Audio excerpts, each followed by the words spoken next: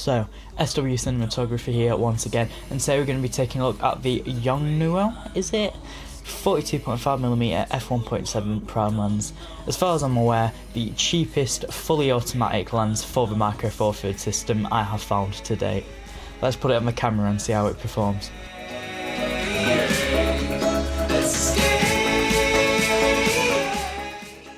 Right, so then with the 25mm f1.7 removed, let's talk about the three things we care about when looking at a lens. Number one, image quality. This lens has a maximum aperture of f1.7, giving a creamy background, nice bokeh, it's quite smooth actually. In terms of colours, it's warm, it's pretty good to be fair, and it's nice and sharp for what it is. However, it really needs a lens hood because this lens very quickly gets washed out with any sort of light coming in from the side. Something like the 25mm f1.7 is definitely optically superior, however, once again, that lens is considerably more expensive and it's not in the same league focal length wise. So then, point number two, price to performance. For around £60, this is where this lens really comes into its own. With this aperture and max focal length, it's a perfect beginner portrait lens and it literally has zero competition.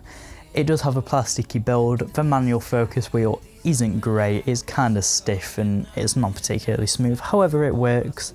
The motor's loud, the aperture clicks whenever it changes, however the image quality for the price, nothing else can touch it honestly. In terms of autofocus, for photography it is quick, snappy, it does the job perfectly fine, however it is way too loud and slow for video. In 4K on the G80 it is completely unusable as you can see here.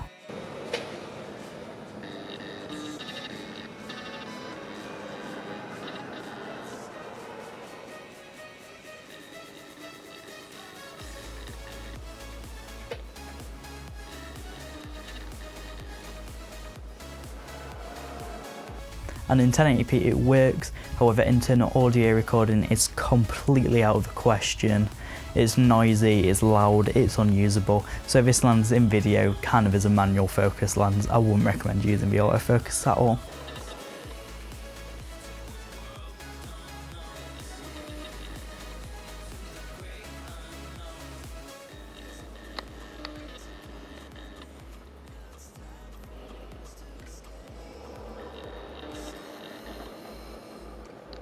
In conclusion, if you're after a first prime getting into photography, it's an excellent lens. For video it's kind of harder to recommend because it's kind of unusable for a lot of situations. However, it's so cheap, I can't really complain about them flaws. As you can see right now, if you can get around them, it works. And it's the price of a manual vintage lens, honestly. Like, a full auto for this money is incredible. And if you have the money and you're curious, there's no excuse not to try it out.